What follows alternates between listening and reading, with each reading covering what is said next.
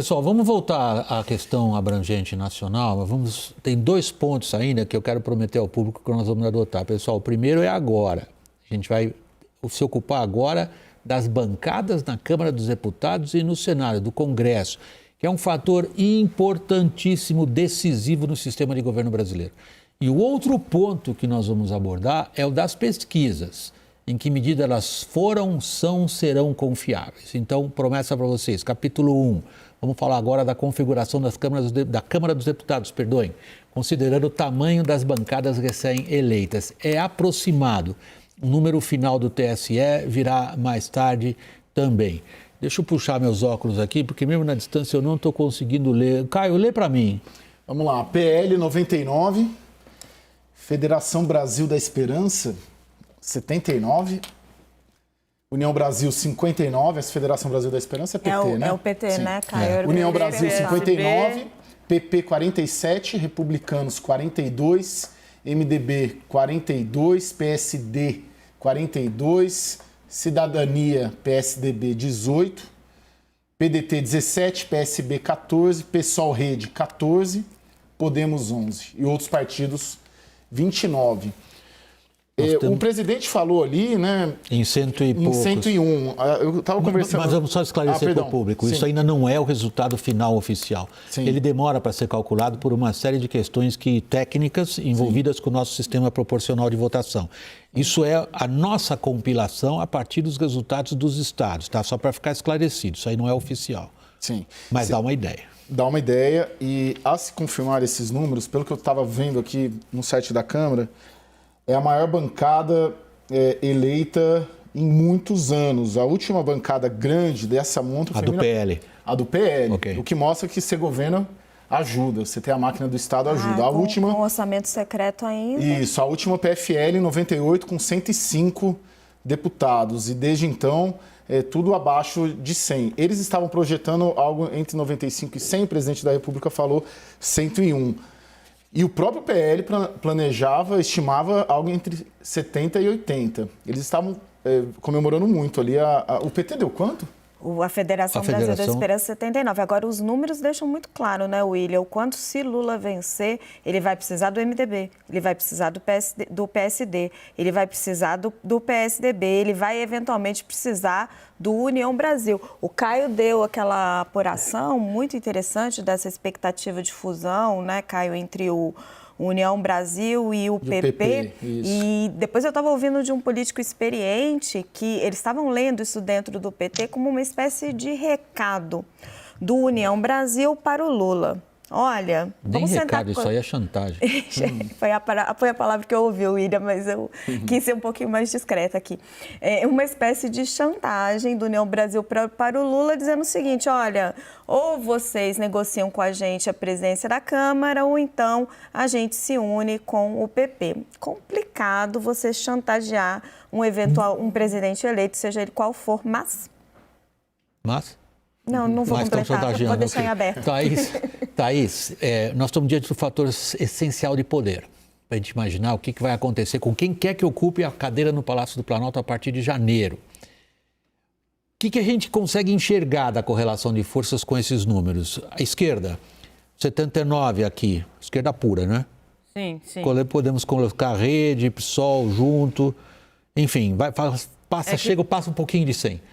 Só o PL tem 100. Exato. O que se enxerga?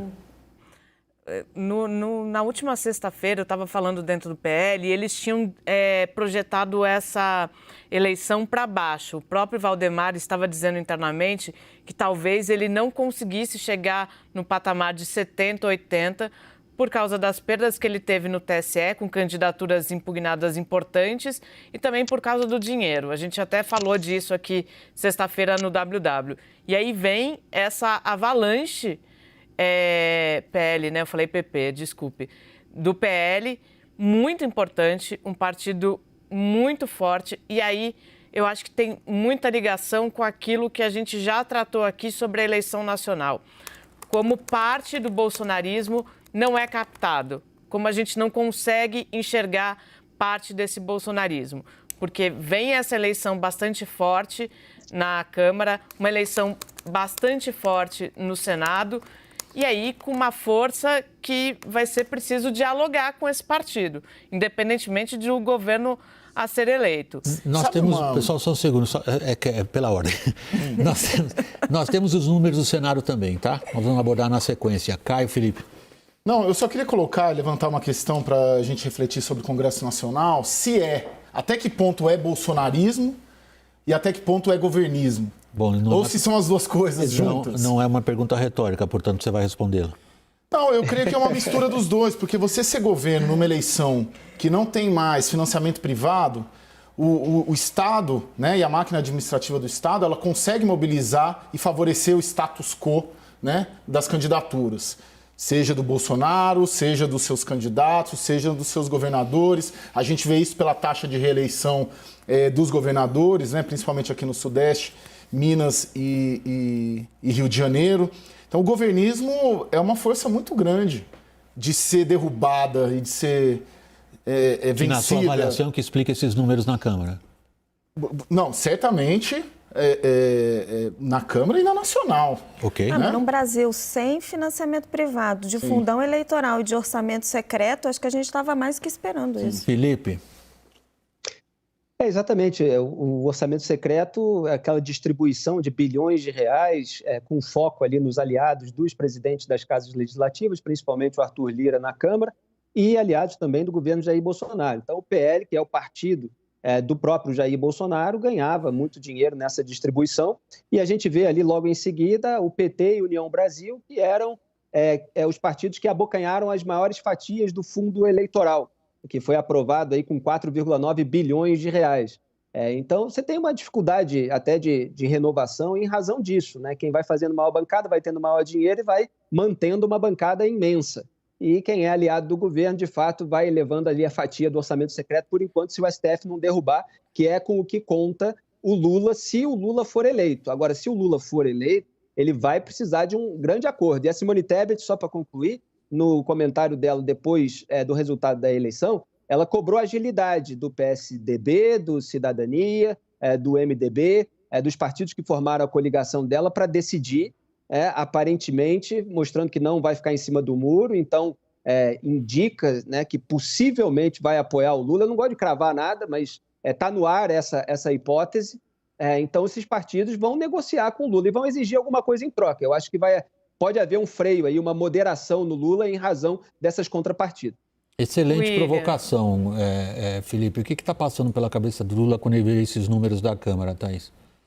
Pois eu consegui pincelar um pouco, vou te dizer, da Simone Tebet.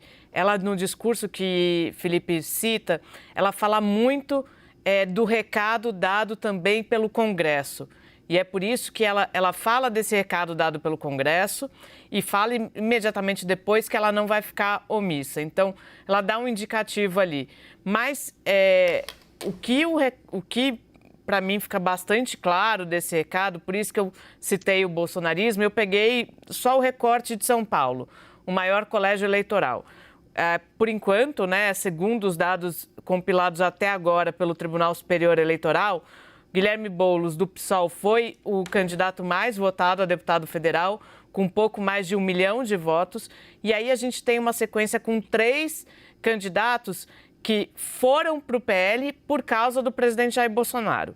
Carla Zambelli, com 946 mil votos, Eduardo Bolsonaro, o filho do presidente, 741 mil, e Ricardo Salles, o ex-ministro do Meio Ambiente, com 640 mil votos. Então, eu acho que tem uma mistura muito significativa de orçamento secreto, governismo e bolsonarismo ainda muito forte, William.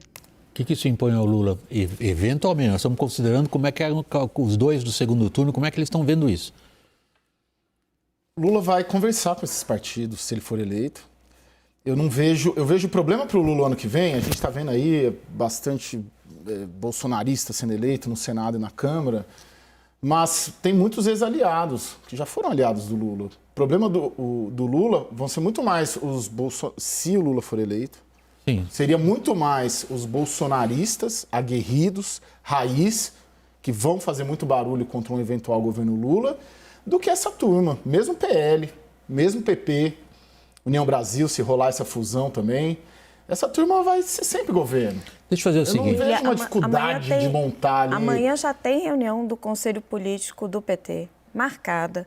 E a perspectiva já era de conversar com os candidatos. Já tem senador conversando com Simone Tebet, essa era a minha apuração hoje, e também com a Soraya Tronic.